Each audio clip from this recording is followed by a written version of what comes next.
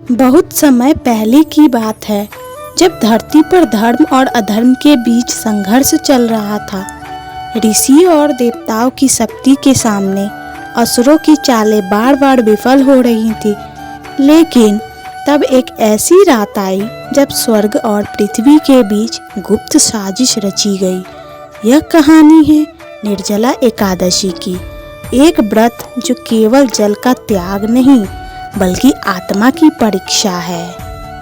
वृंदावन के पास एक घना जंगल था, जहाँ एक ब्रह्मचारी शालिवाहन तपस्या में लीन रहते थे। उन्हें किसी से कोई मतलब नहीं था, दिन रात धूप बरसात उपवास और ध्यान, मगर उनके जीवन का एक रहस्य था, उन्होंने कभी एकादशी का व्रत नहीं रखा। एक दिन एक साधु उनके आश्रम आया। उसका चेहरा आधा छुपा हुआ था और उसकी आंखों में आग की तरह चमक थी। साधु ने पूछा, हे यति, क्या तुम मृत्यु को जीतना चाहते हो? शालिवाहन मुस्कुराया और बोला, मृत्यु तो ब्रह्मचारी के लिए सौभाग्य की बात है। पर साधु बोला, परंतु तुम्हारा अंत भयानक होगा यदि तुम एकादशी का व्रत नहीं करोगे, खासकर निर्जला एकादशी। शालिवाहन ने हंसते हुए कहा, मैं जल नहीं पीता पर नियमों में विश्वास रखता हूँ। साधु ने चेतावनी दी, यदि इस बार तुम निर्जला एकादशी का व्रत नहीं करोगे तो न केवल तुम बल्कि तुम्हारे जैसे कई ब्रह्मचारी अधोगति को प्राप्त होंगे। मैं वह हूँ जिसे लोग यमदूत कहते हैं। शालिवाहन कांप उठा, लेकिन उसने उस चेतावनी को गंभीरता से नहीं लिया, लीन हो गया। एकादशी की रात शालिवाहन को स्वप्न आया कि वह एक अंधेरे कुएं में गिर रहा था। चारों ओर कंकाल थे और एक एक कर सब उसकी आत्मा को नोच रहे थे। वह चिल्ला रहा था, मुझे क्यों यह दंड मिल रहा है?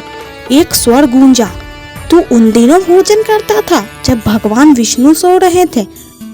तूने जल पिया जब आत्मा तप में जल रही थी। वह कांप उठा, पसीने से भींगा। जब आंखें खुली तो सुबह हो चुकी थी और उस दिन निर्जला एकादशी थी। कहते हैं कि हर साल निर्जला एकादशी की रात शालिवाहन की आत्मा आकाश में उड़ती है और उस साधक को आशीर्वाद देती है जो सच में यह कठिन व्रत करता है, बिना जल, बिना क्रोध और बिना किसी दिखावे के। लेकिन यदि इस व्रत को दिखावे या स्वार्थ से करता है तो वह यमदूत उसका इंतजार करते हैं। निर्जला एकादशी केवल उपवास नहीं है, यह आत्मा नियंत्रण, विश्वास और त्याग की परीक्षा है। जो इसमें सफल होता है वह स्वयं को जीत लेता है और जो असफल होता है उसे फिर जन्म लेना पड़ता है, जब तक उसकी आत्मा पवित्र न हो जाए। उस दिन शालिवाहन ने तय किया कि वह जल की एक बूंद भी नहीं पिएगा। लेकिन जैसे जैसे दिन बढ़ा, गर्मी और तपन से उसका शरीर जवाब देने लगा। दोपहर होते होते उसकी सांसें लड़खड़ाने लगी।